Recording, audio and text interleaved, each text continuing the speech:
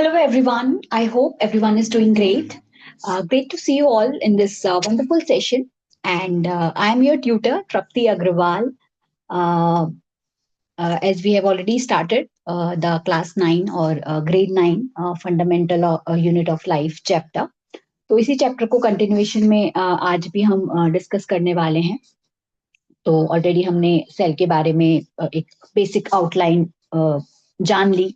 कल हमने plasma membrane के स्ट्रक्चर के बारे में भी जाना, डिफरेंट सॉल्यूशंस के बारे में भी और बाकी सारी चीजों के बारे में भी जाना कि किस तरीके से जो है वो प्लाज्मा मेम्ब्रेन जो है उसका कॉम्पोजिशन क्या है, स्ट्रक्चरली वो कैसी है, किस तरीके से उसमें ट्रांसपोर्ट होता है, डिफ्यूजन के प्रोसेस के बारे में जाना और ऑस्मोसिस के बारे में जाना, एंडो ऑस्मोसिस, एक्सो ऑस्मोसिस और आइसोटोनिक, हाइपरटोनिक और हाइपोटोनिक सोल्यूशन के बारे में ये सब चीजें हमने डिस्कस की.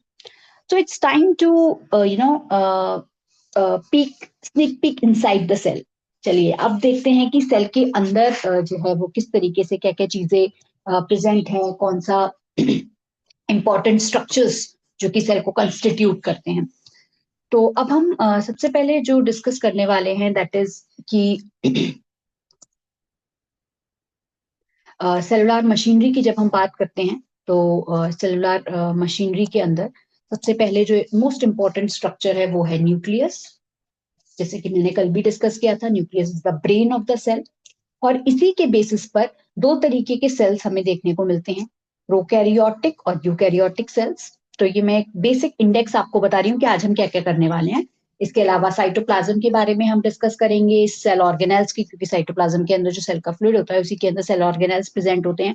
और सेल ऑर्गेनेल्स में हम बात करने वाले हैं ईआर की, गोल्जाई एपरेटस की, लाइजोसोम्स की, माइटोकॉन्ड्रिया की. आज जो हमारा मेन जो पॉइंट है वो लाइजोसोम्स तक होगा और माइटोकॉन्ड्रिया, वेक्यूल्स और सेल डिविजन ये वाला जो पार्ट है ये मैं कल के मेरा जो वीडियो होगी उसमें मैं अपलोड करूंगी. तो आज के लिए केवल लाइजोसोम्स तक हम स्टिक रहने वाले हैं और माइटोकॉन्ड्रिया, वेक्यूल्स, प्लास्टिड सबको मैं कल जो है वो डिस्कस करूंगी. So let's move ahead.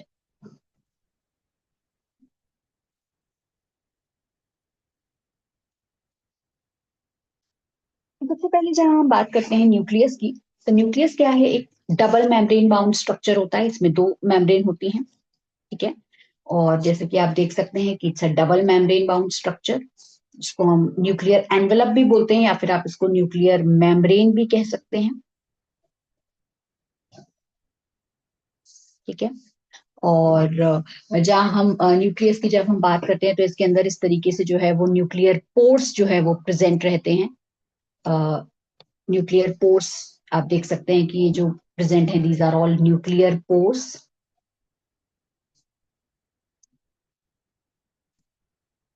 इसके अलावा सेंटर में इस तरीके से न्यूक्लियोलस प्रेजेंट रहता है. न्यूक्लियोलस का काम होता है स्टूडेंट्स राइबोसोमल फॉर्मेशन में. अभी हम डिस्कस करेंगे कि राइबोसोम्स आखिरकार होते क्या हैं. राइबोसोम्स की फॉर्मेशन में कहीं ना कहीं इनका कंट्रीब्यूशन होता है न्यूक्लियोलस का. और इसके अलावा जो है जो न्यूक्लियस की हम बात करें तो न्यूक्लियस का जो फ्लूइड होता है उसे हम बोलते हैं न्यूक्लियोप्लाज्म.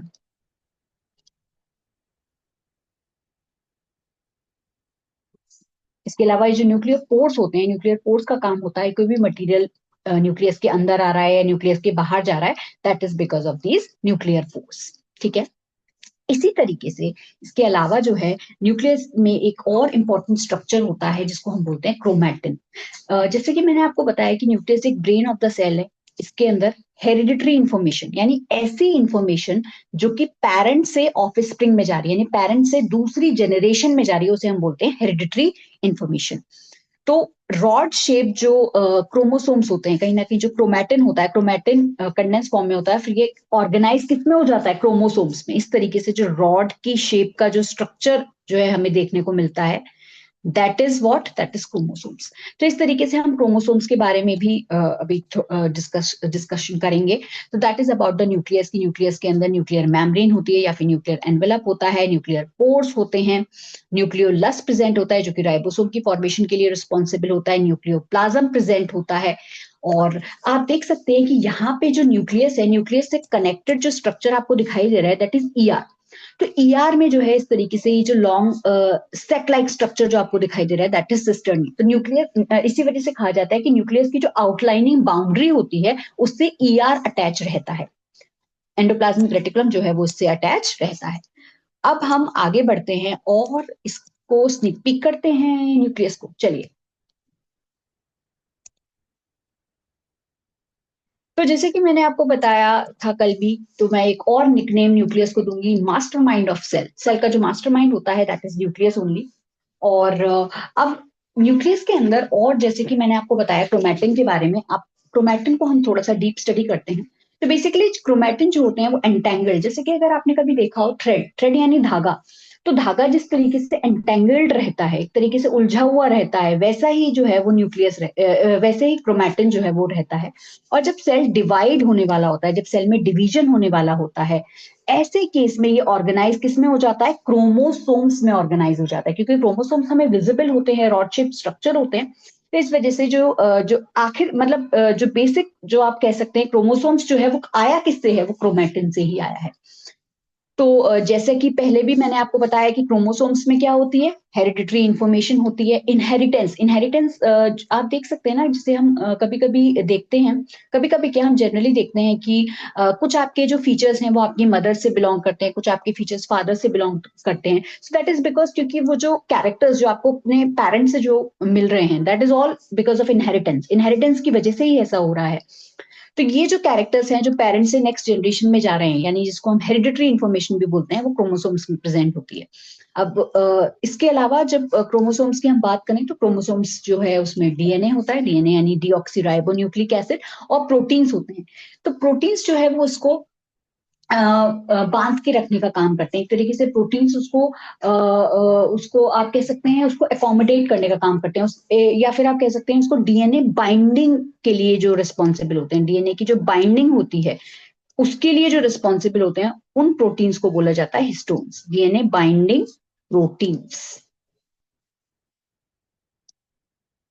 ये किस में प्रेजेंट होते हैं, यूकैरियोट्स में प्रेजेंट होते हैं। यूकैरियोट्स में जो है ये प्रेजेंट रहते हैं।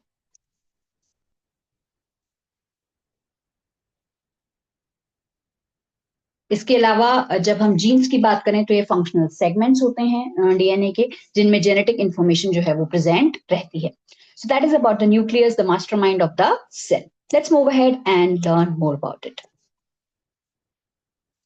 So here's a diagrammatic snapshot for the chromatin and chromosomes. तो क्रोमेटिन क्रोमोसोम्स की जहां हम बात करें, तो जैसे कि मैंने आपको बताया कि इस तरीके से रॉड शेप स्ट्रक्चर होता है, इसके अंदर जो है वो क्रोमेटिन फाइबर्स जो है वो जो इंटेंगल क्रोमेटिन फाइबर्स हैं वो अकोमोडेटेड रहते हैं, और हिस्टोन्स जो है वो उनको कनेक्ट रखने का काम करते हैं। इसमें आप आगे जाकर के जब आप हायर क्लासेस में जाएंगे तो आप न्यूक्लियोसोम्स के बारे में भी पढ़ेंगे। तो इस तरीके से जो डीएनए है उसको बाइंडेड फॉर्म में रखने का काम हिस्टोन्स करते हैं। So that's how this structure is.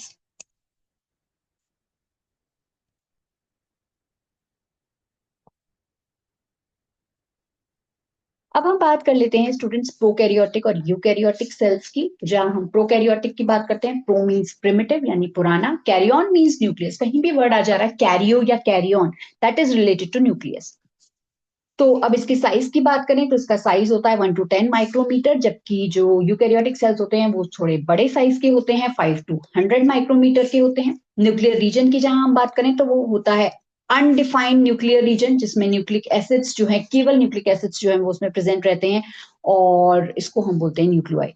Basically जब हम प्रोकैरियोटिक सेल्स की बात करते हैं, तो प्रोकैरियोटिक सेल में न्यूक्लिक एसिड होते हैं ऑफ कोर्स, लेकिन न्यूक्लिक एसिड जो है वो न्यूक्लियर मेम्ब्रेन से बाउंड नहीं रहते, एकदम अनडिफाइंड फॉर्म में जो है वो रहते हैं, इसी इसको बोला जाता है न्यूक्लियोइड। जबकि जब हम न्यूक्लियर रीजन की बात यूकैरियोट्स में करते हैं, तो इसमें वेल डिफाइंड या फिर आप कह सकते हैं ट्रू न्यूक्लियस जो है वो प्रेजेंट रहता है, जो कि बाउंडेड रहता है न्यूक्लियर मेम्ब्रेन के द्वारा। अब क्रोमोसोम्स की जहां हम बात करें, तो प्रोकैरियोटिक सेल में बेसिकली जो है वो बैक्टीरिया आ जाता है। बैक्टीरिया है, ब्लू ग्रीन एल्गी है, आप नोट डाउन भी कर सकते हैं, इसके अंदर आता है बैक्टीरिया।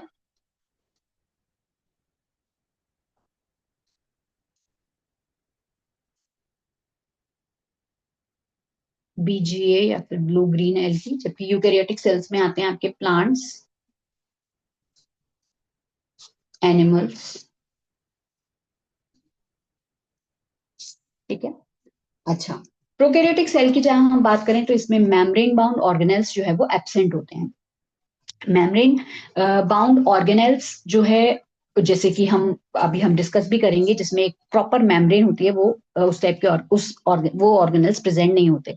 अभी हम ये भी डिस्कस करेंगे कि कौन सा ऐसा ऑर्गेनेल है जिसमें मेम्ब्रेन नहीं होती है और वो प्रोकैरियोट्स में प्रेजेंट होता है। अभी हम डिस्कस करेंगे उसके बारे में भी। और जहां हम यूकैरियोटिक सेल्स के क्रोमोसोम्स की बात करें तो इसमें मोर देन वन होता है, एक से ज्यादा क्रोमोसोम प्रेजेंट होते हैं, और मेम्ब्रेन बाउंड ऑर्गेनेल्स जो है वो इसके अंदर प्रेजेंट रहते हैं। सो ये था प्रोकैरियोटिक और यूकैरियोटिक सेल्स के बारे में। ये प्रॉपर एक टेबल जो है वो आपकी एनसीईआरटी में गिवन है, मैंने उसको फिलअप कर दिया है। आप चाहें तो इसको एज इट इज कॉपी कर सकते हैं फॉर योर रेफरेंस।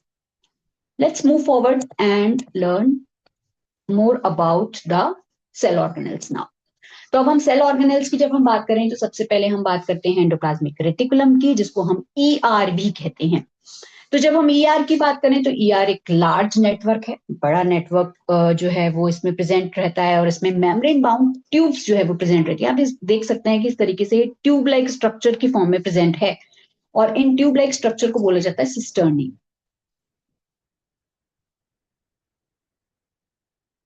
राइट। और लॉन्ग ट्यूब लाइक स्ट्रक्चर होती है। इसके अलावा जब आप इस तरीके से जो इसका ये बैग लाइक स्ट्रक्चर देख रहे हैं, these are all what, these are vesicles. ये भी जो है वो ईआर के अंदर प्रेजेंट रहती हैं। अब आप एक चीज देख सकते हैं कि ईआर में जो है इस तरीके की स्ट्रक्चर्स जो है वो प्रेजेंट हैं। ये जो राउंड स्ट्रक्चर्स जो आपको दिखाई दे रहे हैं, ये स्ट्रक्चर्स प्रेजेंट हैं। तो इनके बेसिस पर जो ईआर है यानी एंडोप्लाज्मिक रेटिकुलम है, उसको दो पार्ट्स में डिवाइड किया गया है, आरईआर यानी रफ एंडोप्लाज्मिक रेटिक्यूलम, और SER that is smooth endoplasmic reticulum. अब बात यह है कि आरईआर और एसईआर आखिरकार होते क्या हैं। Let's move ahead and understand more about this RER and SER. And I've got a beautiful fact for you for SER. In the last we will discuss. तो इसको डिस्कस करने से पहले ये जानना बहुत इंपॉर्टेंट है कि आखिरकार राइबोसोम्स क्या हैं, ठीक है। तो जो स्ट्रक्चर मैंने आपको अभी दिखाया, जो राउंड स्ट्रक्चर जो कि आप देख सकते हैं कि जो प्रेजेंट था, वो राइबोसोम्स थे। तो ये राइबोसोम्स जो होते हैं ये प्रोटीन फैक्ट्री होते हैं सेल की। प्रोटीन फैक्ट्री कैसे? अब सेल के अंदर प्रोटीन तो चाहिए, तो प्रोटीन का जो सिंथेसिस है वो सब किसके अंदर हो रहा है? राइबोसोम्स के अंदर। अभी मैंने आपको, अगर आपको याद हो तो मैंने न्यूक्लियोलस का जिक्र किया था, जो कि न्यूक्लियस के अंदर सेंटर में प्रेजेंट था। यही न्यूक्लियोलस जो है वो राइबोसोम की फॉर्मेशन के लिए रिस्पॉन्सिबल होता है। लेकिन राइबोसोम्स का फंक्शन क्या है? राइबोसोम्स का फंक्शन है प्रोटीन की सिंथेसिस करना। न्यूक्लियोलस राइबोसोम को फॉर्म कर रहा है, लेकिन राइबोसोम किसको फॉर्म कर रहे हैं? प्रोटीन को फॉर्म कर रहे हैं। याद रखिए। एक चीज और मैंने आपसे बोला था कि कौन सा ऐसा ऑर्गेनेल है जो प्रोकैरियोट्स में भी प्रेजेंट होता है, स्टूडेंट्स, वो है राइबोसोम्स। तो राइबोसोम्स एक मेम्ब्रेन लेस स्ट्रक्चर है जो प्रोकैरियोट्स में भी प्रेजेंट रहता है। प्रोकैरियोट्स में भी प्रेजेंट रहता है और यूकैरियोट्स में भी प्रेजेंट रहता है। बस इनका जो टाइप है वो चेंज हो जाता है। जैसे प्रोकैरियोट्स की जब हम बात करें तो उसमें मोस्टली जो है वो 70S होता है, जबकि यूकैरियोट्स की जब हम बात करें तो इसमें होता है 80S। एस के बारे में अभी हम डिस्कस करेंगे। अभी आपके लिए इतना जानना आई थिंक सफिशिएंट है फॉर ग्रेड 9, ठीक है। अब हम मैन्युफैक्चर्ड प्रोटीन्स की बात करें तो जितने भी जो प्रोटीन्स है वो मैन्युफैक्चर हो रहे हैं, प्रोटीन्स बन रहे हैं, उनको एक डिजायर्ड लोकेशन जहां पे वो उनको पहुंचाना है, तो वो सब जो है राइबोसोम्स बने हैं, उनको पहुंचाने का काम अलग अलग ऑर्गेनेल्स का होता है इनको, ताकि डिजायर्ड लोकेशन तक उनको पहुंचाया जा सके कि ये लाइसोसोम के प्रोटीन्स हैं, ये गोल्जाई के प्रोटीन्स हैं, प्लाज्मा मेम्ब्रेन के प्रोटीन्स हैं। इस तरीके से जो है वो होता है। लेकिन राइबोसोम्स जो है वो जो है प्रोटीन की सिंथेसिस के लिए सोली रिस्पॉन्सिबल होते हैं। तो इसी बेसिस पर जो है वो आरईआर और एसईआर आया। आरईआर क्या है स्टूडेंट्स? रफ है। रफ किस लिए है? क्योंकि उसमें राइबोसोम्स जो है वो अटैच्ड हैं, इसी वजह से उसको बोला जा रहा है रफ एंडोप्लाज्मिक रेटिकुलम। क्योंकि इसमें राइबोसोम्स अटैच्ड हैं, इसीलिए जो इसका मेन फंक्शन होता है वो होता है प्रोटीन की सिंथेसिस करना, प्रोटीन को सिंथेसाइज करना। जबकि एसईआर की जब हम बात करें, जो कि है स्मूथ एंडोप्लाज्मिक रेटिकुलम, तो इसमें किसी भी तरीके के कोई राइबोसोम्स प्रेजेंट नहीं होते हैं, और ये जो है लिपिड की फॉर्मेशन के लिए रिस्पॉन्सिबल होता है। जो लिपिड होते हैं उनकी फॉर्मेशन के लिए कौन रिस्पॉन्सिबल होता है? एसईआर यानी स्मूथ एंडोप्लाज्मिक रेटिकुलम। अब एक और इंपॉर्टेंट पॉइंट जो कि मैं आपको ईआर के बारे में बताना चाहूंगी वो ये कि ये मेम्ब्रेन बायोजेनेसिस के लिए रिस्पॉन्सिबल होता है। मेम्ब्रेन, जैसे कि हमने डिस्कस किया था, प्लाज्मा मेम्ब्रेन हमने डिस्कस की थी। बायो मतलब क्या? बायो मतलब लिविंग, जेनेसिस फॉर्मेशन, ठीक है। तो ये जो कुछ ऐसे प्रोटीन्स होते हैं, प्रोटीन्स की स्पेलिंग यहां रॉन्ग है, आई एम सॉरी। प्रोटीन्स ऐसे जो मैन्युफैक्चर्ड प्रोटीन्स होते हैं और जो लिपिड्स होते हैं वो मेम्ब्रेन की स्ट्रक्चर के लिए रिस्पॉन्सिबल होते हैं। These are helpful in building the membranous structures. So that is about the membrane biogenesis. Let's move ahead and understand more about this.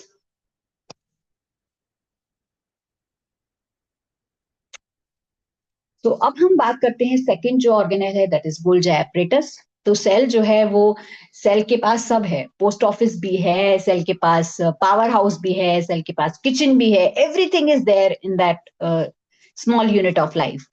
तो गोल्गी एपरेटस की जब हम बात करें तो इसको जो है वो पोस्ट ऑफिस ऑफ सेल भी कहा जाता है, क्योंकि यहाँ मेनली सॉर्टिंग होती है। इसके अलावा इसको गोल्गी कॉम्प्लेक्स भी बोला जाता है।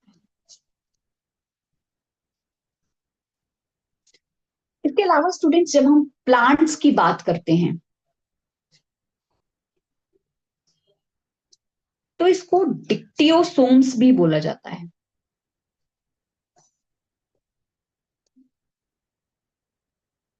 ठीक है। ये चीज है। अब हम गोल्गी एपरेटस की बात करें तो गोल्गी एपरेटस जो है, कैमिलो गोल्जाई ने इसको डिस्कवर किया था, इसको स्टेब्लिश किया था। और इसमें जो है वो मेम्ब्रेन बाउंड वेसिकल्स जो है वो प्रेजेंट रहती हैं। आप देख सकते हैं इस तरीके के फ्लैटेंड सेक लाइक स्ट्रक्चर जो है वो प्रेजेंट रहते हैं।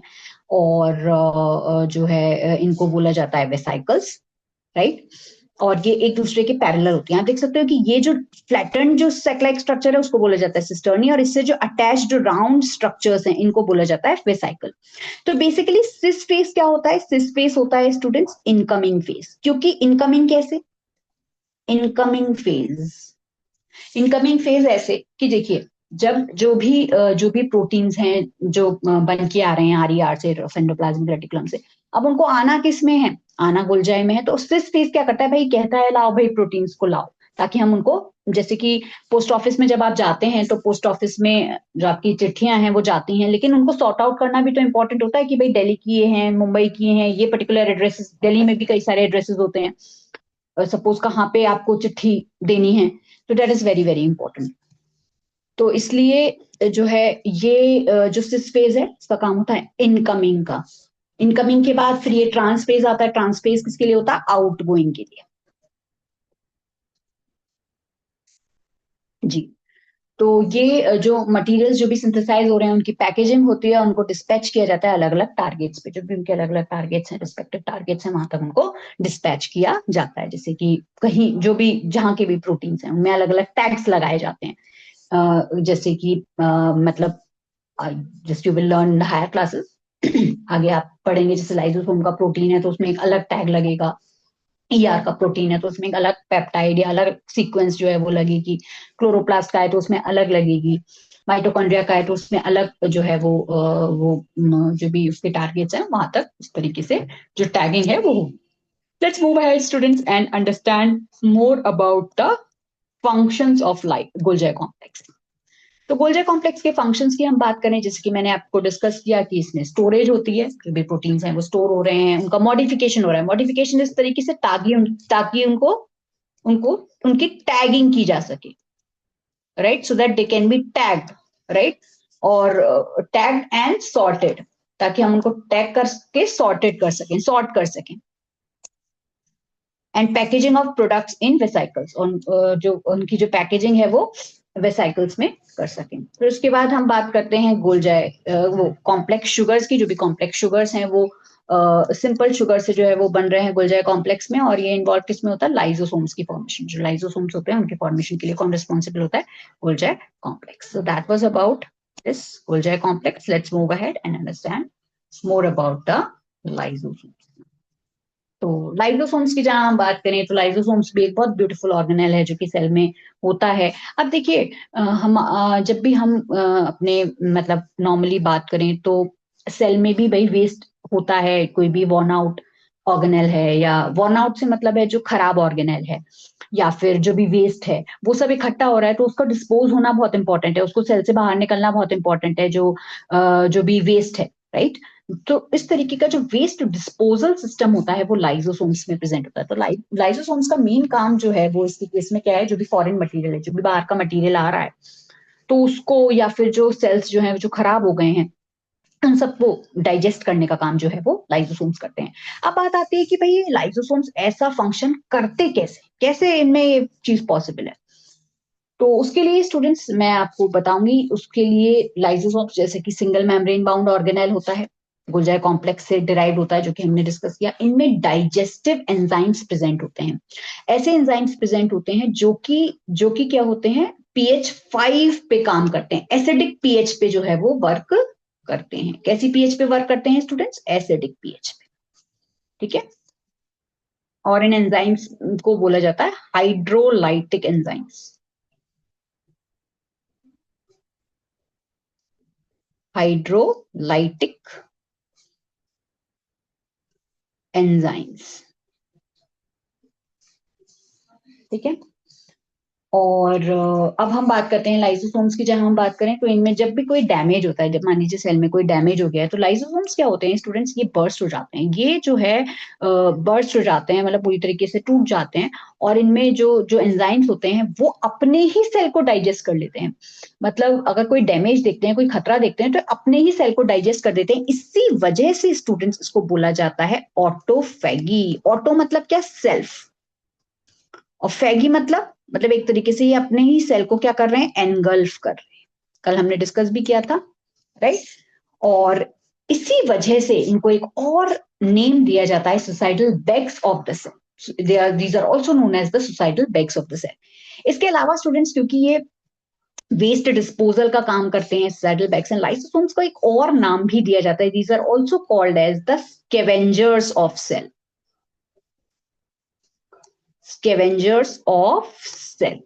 तो इस तरीके से जो है वो लाइसोसोम्स होते हैं, सिंगल मेम्ब्रेन बाउंड होते हैं, गोल्गी कॉम्प्लेक्स से डिराइव होते हैं, हाइड्रोलाइटिक एंजाइम्स में प्रेजेंट होते हैं, वेस्ट डिस्पोजल सिस्टम इसमें होता है, ऑटोफैगी ये क्रिएट करते हैं। इसके अलावा सुसाइडल बेग्स भी होते हैं सेल के, और स्कैवेंजर ऑफ सेल भी होते हैं। So that was about this small beautiful thing about the lysosomes. आप स्टूडेंट्स जैसे कि मैंने कल भी डिस्कस किया था, तो आप कोशिश कीजिए कि आप जो अपने सब्जेक्टिव आंसर्स जो फ्रेम करके आ रहे हैं मेन एग्जाम में, या आपके जो भी क्वार्टरली एग्जाम्स होते हैं, तो उनमें इस तरीके से प्रेजेंटेशन पे ध्यान दीजिए। अपने आंसर्स की फ्रेमिंग जो है वो बहुत ब्यूटीफुली कीजिए, ताकि आप अच्छे मार्क्स से जो है एग्जाम्स को क्वालिफाई करें। सो that was about the lysosomes. Let's move ahead. So that was it for today.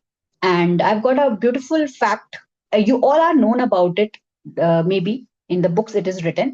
But I have got one more thing, that in case of chronic alcohol consumption, जब भी जो लोग alcohol consumption ज्यादा करते हैं, ऐसे case में students जो लिवर होता है, आप देख सकते हैं कि ये जो लिवर है, लिवर के अंदर एसईआर का जो अमाउंट होता है वो ज्यादा होता है, स्मूथ एंडोप्लाज्मिक रेटिकुलम का अमाउंट ज्यादा होता है, ताकि वो अल्कोहल को डिटॉक्सिफाई कर सके। इसके अलावा जो भी ड्रग्स होते हैं या कोई टॉक्सिन्स होते हैं, इन सबका जो डिटॉक्सिफिकेशन होता है, इसमें भी किसका रोल होता है स्टूडेंट्स, इन सब में भी एसईआर का रोल जो है वो हमें देखने को मिलता है। स्मूथ एंडोप्लाज्मिक रेटिकुलम का रोल देखने को मिलता है। So that is about smooth endoplasmic reticulum. इसीलिए जो स्मूथ एंडोप्लाज्मिक रेटिकुलम है उसको बोला जाता है डिटॉक्सोप। It is also known as the detoxop of the cell. So that was about the cell, and keep learning, keep shining, and keep growing more and more. And thank you very much for joining me. And maybe in the evening I will upload a riddle for you, so that you can guess that organelle, which I'm going to teach you in the next session. जो next session आने वाला है उसमें मैं उसको पढ़ाने वाली हूँ, but आप पहले से guess कर सकते हैं, हो सकता है आपने स्कूल में उसके बारे में पढ़ा हो. So I've got that riddle for you in the evening. So that was it, students. Keep learning, keep shining. Thank you very much for joining us. Thank you. Bye.